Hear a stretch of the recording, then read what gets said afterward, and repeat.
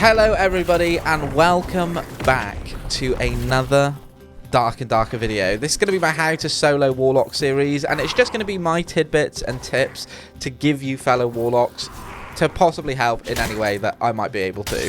So, first of all, what you're seeing on the screen right now is my first run with +8 magical healing. Now, in my eyes, there's two ways that you can play a Warlock. One, you either forget about your magic entirely, don't worry about it, don't need it, just go Phantomize, Blow of Corruption, get a good weapon like a long sword, and just start gunning for the competition. Phantomize, use your Blow of Corruption, Phantomize, run at them. As soon as you go back to being from ethereal to, I don't know, ethereal, then start giving them a whack. Honestly, you're going to surprise 99% of people doing that, and I'm sure you'll have some early game success doing it as well. The other way of having good power as a Warlock is stacking on your magical healing, because it gives you, even with like +2 magical healing, it's a game changer. Night and day the amount of heals that you bring into your character, even with like +2. Let alone when you start getting to near double digits and you start getting like almost +10 magical healing. At that point, it's just, it sort of goes a bit crazy. So we're back down here. We're back in the friggin' lower gutters of the Goblin caves, and somebody in my comments previously said that you can just strafe left and right of the worm that's up here. So we give it a damn good go, and you know what? It works. It works so easy. It's so much easier than doing what I was doing. I'm not gonna lie to you. You literally just walk left and right, and you start hitting this thing. Now it does do like a poison spit. If you are to the right of it when it is doing its spit, you can dodge it. If you're to the left of its spit, it will hit you, but you can jump, and that it should miss you. I did see a video where if you jump as it spits and you're strafing around it like that, 99% of the time it's going to miss you if you jump. So that's a pretty good little tidbit. Now, you get, as you can see, the healing on my character there, absolutely ridiculous. I can out-heal the tick from that mob. Yeah, you're going to out-heal most stuff, to be honest. You're not tough, and you're not tanky, and this is where I lost all this set of gear to a default rogue, you know, a couple of games from this game that you're watching. And the one thing that I think I realise is, it is really good, it is really strong, it is really broken, but it doesn't make you any tougher. You know, it doesn't make you take any more physical damage being able to heal, you know, heal. You need to have a mob stationary, or you need to be able to land that hit on your enemy. You know, if something comes at you quick like a rogue out of the dark and starts shanking you, it's very hard to, oh shit, switch to the spell book. Oh, you know, I need to pop on Curse of Pain here.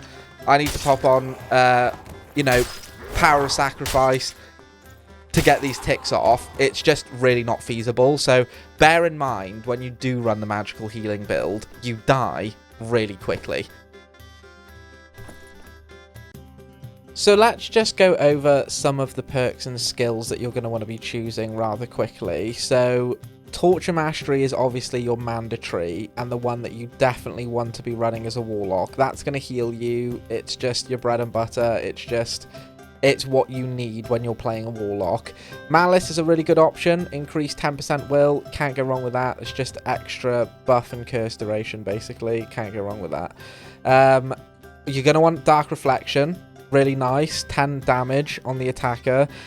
Not a lot of point in running Dark Enchantment at the moment, because nothing runs dark damage other than the Dark Reflection. But Immortal Lament is also a really good option, because when you've got like increased magical healing, as you've seen, and you've got the ability to heal really quickly, even if you get hit and tap down to 1 HP, you want to be able to cast those spells and it not cost you your life, so you can get some more heals off. Super important. You can obviously just run Blow of Corruption and Phantomize in the very early stages of Warlock, because I think it is just a little bit easier to be able to like run and gun. You can pop this Blow of Corruption, have it on your weapon, and then when you Phantomize, that Blow of Corruption is still active, so you can run at them and then just give them a good whack. It's a pretty decent way to just be, that's like sort of your full fighter Warlock build, and a lot of people have had success from that. I know So Bad Strange has done quite a lot of that melee Warlock, you know, full melee Warlock, and it does work well.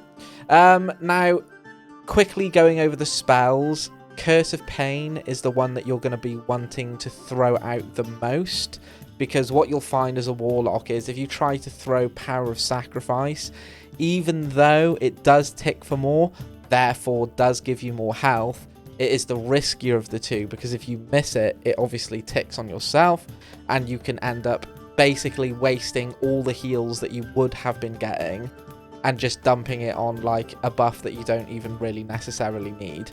The Power of Sacrifice, using it on yourself and using it to attack people, it can, under very certain circumstances, be useful, but as a Warlock, you're just not tanky enough for it to be good. You know, for it to be like a really good option. So you're going to be one of throwing out Curse of Pain, and then if you're comfortable and you know you can hit this Power of Sacrifice a target for extra heals. Don't Power of Sacrifice a Barbarian. You'll regret that decision. Definitely throw Curse of Weakness out on fighters, on anyone that you can, but fighters and barbarians are great because it does help slow them down as well. Hellfire, classic. Everyone's been seeing clips on Hellfire. You can wallbang people with this ability, smash down doors. It can be a great way to get a choke point on a team. Let's say you're doing ruins or you're doing crypts.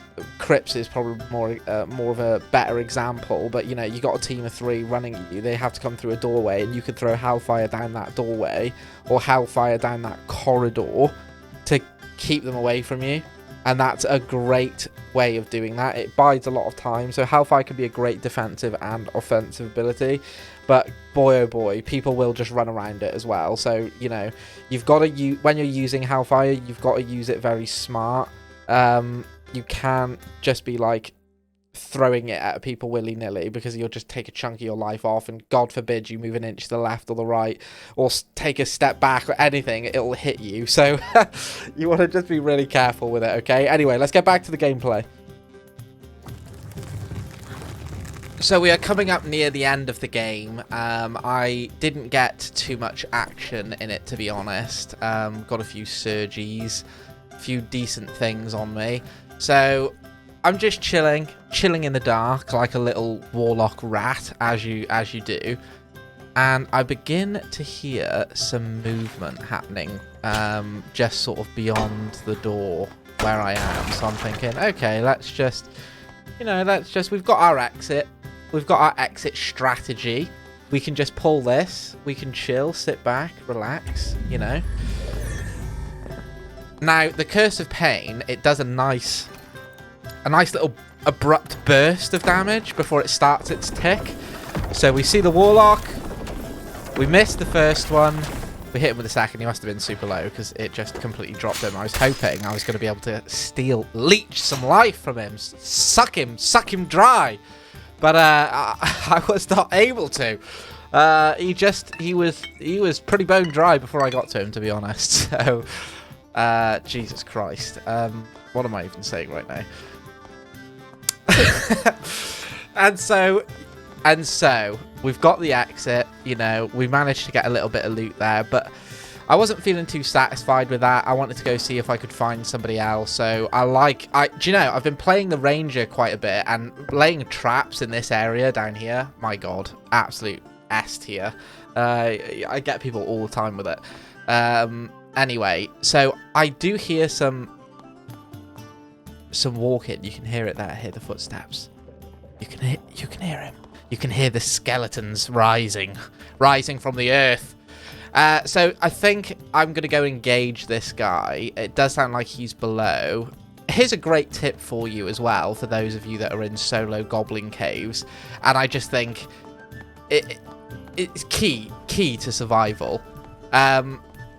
You can very easily work your way down in Goblin caves, but it's much more confusing and complicated to work your way up. Now, admittedly, you will get used to the map. Eventually, you know, you're going to have a few of those times where you're down below and you're like, what the hell is going on? How the hell do I get up?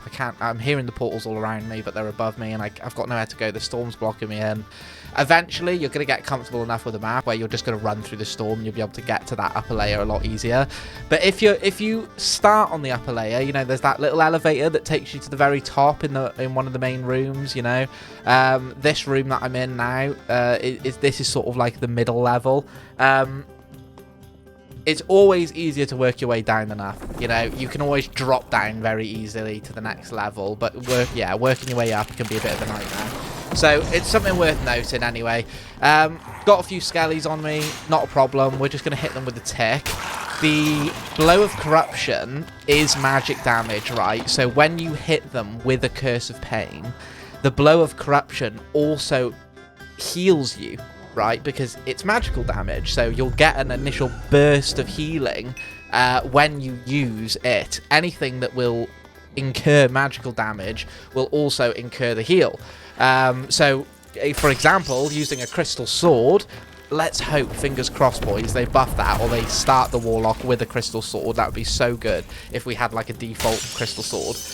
The crystal sword will heal you as you hit, right? Because it does magical damage. Anyway, we got a Barb. He's fighting everything, to be honest. He's balls deep in that main room. I don't know what he's doing, but I'm giving myself a blue posh because barbarians are nothing to mess around with. I'm like, where did this young man go?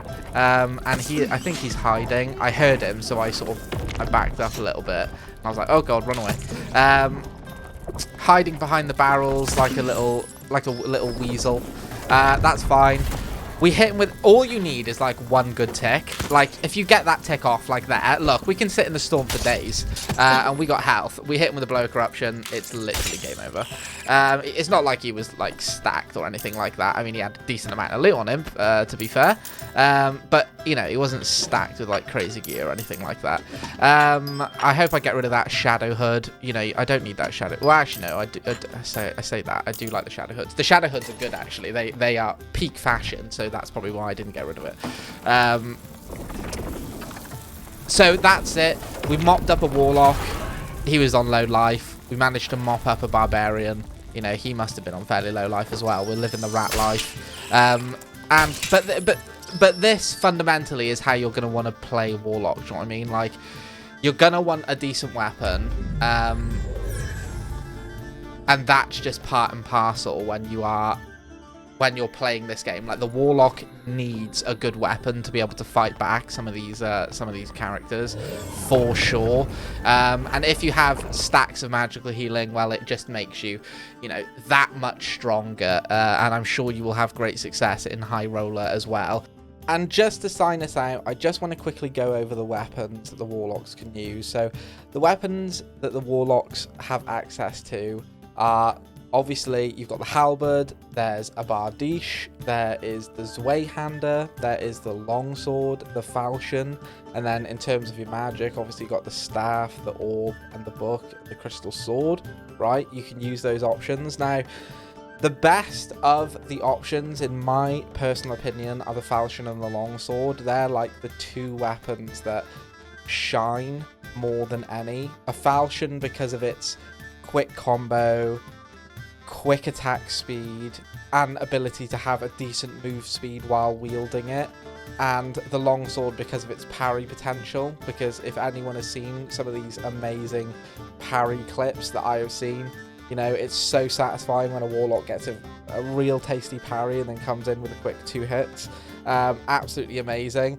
The halberd would obviously do incredible damage, and so will the bardiche. When you stack it with the Blow of Corruption, they will do incredible damage, but they lack fundamentally the speed and maneuverability that you do find that you need in this game to survive. So that's my last little tip anyway. I really do think the falchion and the crystal ball are the way to go as a pair, or a falchion and a spellbook. Falchion only cost 8 gold, spellbook only cost 11 gold. You can stack up on grey versions of these, like the grey versions of these weapons. They do run like really, really, really cheap. Like the Rondell dagger is 7, 8. There you go. So you can get like Not the rapier, obviously, but the falchion will be the same price as the rapier. It'll be 8 gold, 11 gold for the spell book. You can run a bunch of those. You can get a bunch of them and just start running in with those weapons. You need to get rid of this thing, this magic staff. It needs to go as absolutely soon as you can get rid of it, because it just hinders you and you'll just not have a good time. You'll not have a good time using that weapon as a warlock. Trust me, you need a melee weapon. Guys, that has been my how-to solo warlock video. If you've got any further tips for us fellow warlocks, please stick it down below. Let's make sure we get everybody the best advice that we can give out there, right? If you really like the video, guys, or even if you mediocre, or even if you just enjoyed it, let's see a like, let's see a subscribe. I really do appreciate it. Thanks very much, everybody, for watching. I'll see you in the next one. Obviously, we've just had the wipe. That what happened actually a few days ago. So I will be trying the Ranger and seeing how the Ranger goes. So expect some Ranger videos soon. Guys, thanks very much. I will see you in the next one. Ciao, ciao.